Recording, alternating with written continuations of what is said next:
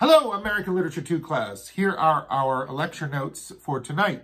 I want to look at three stories. One is Roman Fever by Edith Wharton. Another is Yellow Wallpaper by Charlotte Perkins Gilman.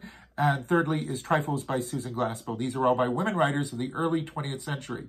In order to look at these three writers, I want to look back at one writer who was scheduled for the end of the 19th century during the era of naturalism. This is a writer named Kate Chopin. I scheduled her story a few weeks ago, and many of you read it. Some of you wrote about it on the midterm. But what I want you to notice is that this story by Kate Chopin bears a lot on what we will be studying tonight. The Story of an Hour by Kate Chopin is a masterpiece of ambiguity and irony. If you look at it, it's about a woman who has a heart condition who is told that her husband has died in a train crash. Interestingly enough, she takes the news rather well, and she secretly walks upstairs, opens a window, and says she's free, free, free. The story tells you that she did love her husband, but that he was a dominating force in her life, and that she's loved him sometimes, but often she didn't. It also tells you that this new self-possession of her own life was the most important part of her being, that she'd be able to call the shots for herself and would be able to live the life that she wanted to by choice. This power of choice, this power of will, is considered the most powerful drive of a human being's personality, according to Kate Chopin. And if you live dominated by another presence, you can get twisted and inverted. This is probably one of the reasons she has heart trouble when she's only about 30 years old. Well, the ambiguity there is that the word heart trouble also means love trouble. It's both cardiovascular disease and heart trouble, romantic trouble. And as the story goes on, you can actually read that almost every single sentence in the story as you go through it, it's only about 2 pages long, is either ambiguous or ironic. And as you get to the end of the story, the husband walks in and she feels great. And then the husband walks in and she has a heart attack and dies from seeing that he's still alive and that she's back in her prison again. At the end of the Story of an Hour, it says they invent the story of an hour, which is that she died of joy. So the Story of an Hour means that this is the fiction that they create, that every wife is dutiful, that every wife loves her husband completely, more than herself, and that every marriage is happy, even though we know that the system of patriarchy did not provide for the rights of women and their own autonomy.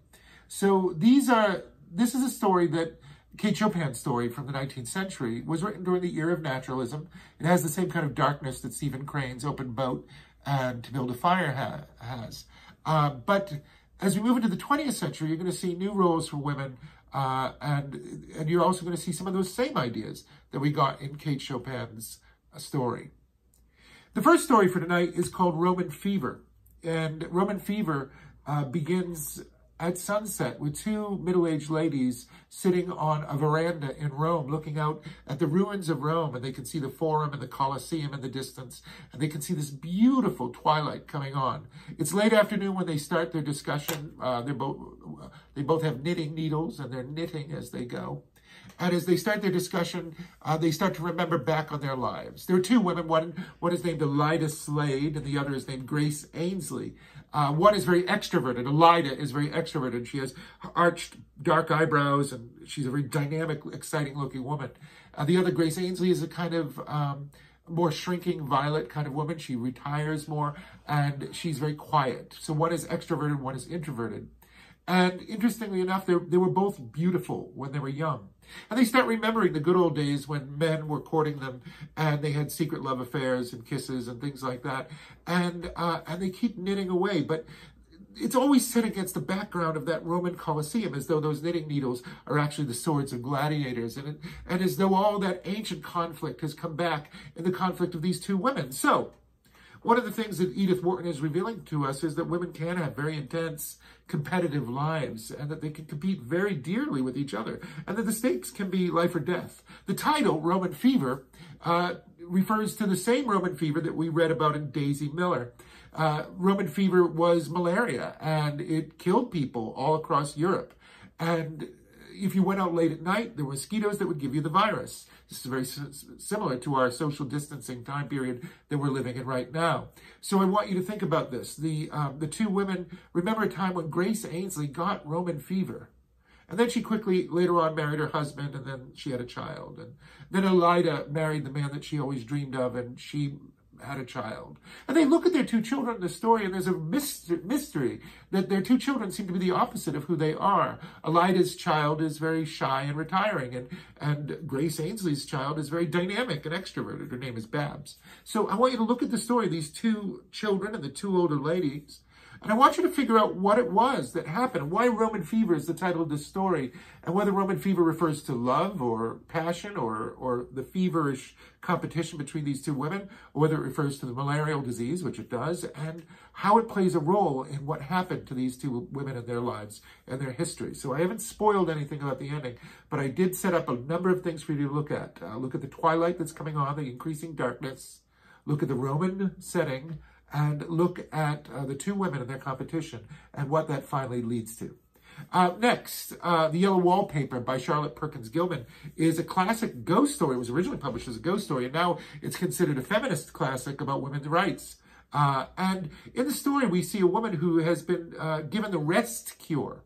This actually happened to the author, Charlotte Perkins Gilman, after she suffered from postpartum depression after her baby was born. She couldn't go near it. And so one of the things they did was they sent you out to the countryside where you had to live in a room and rest and have total quiet, and you couldn't read, and you couldn't do anything to activate or stir your mind. And a lot of people think the cure was worse than the condition, because the idea of just not being able to use your mind in any way or not being able to activate your thoughts was very frustrating, I think, for Gilman, and that's why she may have written this story.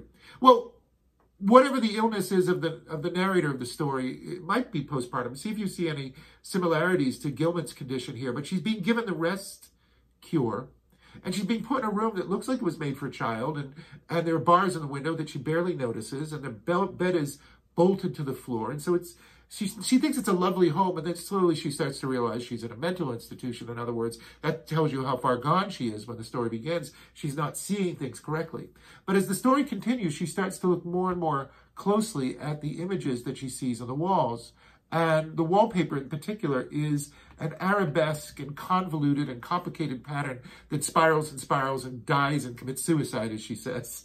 And this very complicated yellowy wallpaper with a mildewy smell has a black spot on it that she keeps noticing, and she keeps noticing that there looks like something behind the wall, and she notices the light and how the wallpaper keeps changing. And near the end of the story, she starts to notice that there is a woman behind the wall, and the wallpaper pattern looks like bars. So she's clearly seeing her own condition as though it were a movie being made by the wallpaper. But then something extraordinary happens, which is very, very close to the end of the story. She says there may be many women, she knows there are many women behind the wallpaper. I want you to think about those details as you read through the story. Look at the pattern of the wallpaper, and then tell me what you think of this climax. It's a very strange climax, which I won't reveal to you about what happens to at the very end of the story, but it's going to be very interesting for you when you get there. And then lastly is Trifles by Susan Glaspell, who wrote her plays down in Provincetown, Massachusetts, with the Provincetown Players. And she was friends with Eugene O'Neill, the great American playwright, and Jack Reed, the great communist revolutionary. And interestingly enough, these crazy artist colonies down in Cape Cod, they still exist. And yet in the 19-teens and 20s, this was the center of theater in the United States. All the new exciting theater was coming out of Provincetown. In this play, we see two country women. One is named Mrs. Hale and Mrs. Peters. Their names are sort of emblematic of their characters. To be hale and hearty is to be strong. To be petered out is to be weak. And Mrs. Peters is the sheriff's wife, and she feels like she's married to the law. And Mrs. Hale is a very hardy woman. And what's happening in the story is that a woman named Minnie Wright, W-R-I-G-H-T, Minnie Wright, has been found in her house rocking in a rocking chair, kind of crazy. And meanwhile, her husband is hanged and dead upstairs.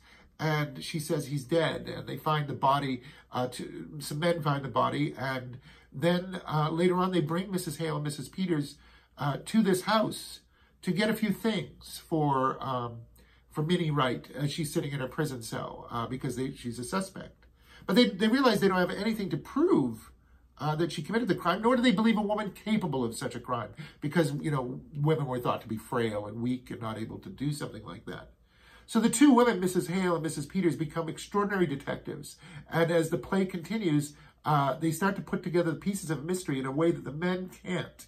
And so that's one of the things that connects all the stories that we're looking at. The separation of a man's world and a woman's world. Kate Chopin, the men, Mr. Mallard is very separated from her. In Roman Fever, men don't even really figure into it. We're looking at the way women compete with each other, and the men are really just the targets of their affection. In Yellow Wallpaper, the men are sort of pressuring the women and also trying to cure the women of their diseases. But the interesting thing is the character of the narrator in Yellow Wallpaper is probably might be subject to bad advice from her husband. And lastly, the men in Trifles completely ignore the world of women. They think everything women talk about are trifles and are not of consequence. And I think it's this oversight by the men that allows the women to be the best detectives they could be. The women in the story are described as very detail-oriented, and they can see the tiny pictures and the tiny clues that lead to the solution of the mystery about what happened in that cabin. So look at tonight's stories. Thank you so much, and I will see you at the Zoom meeting tonight.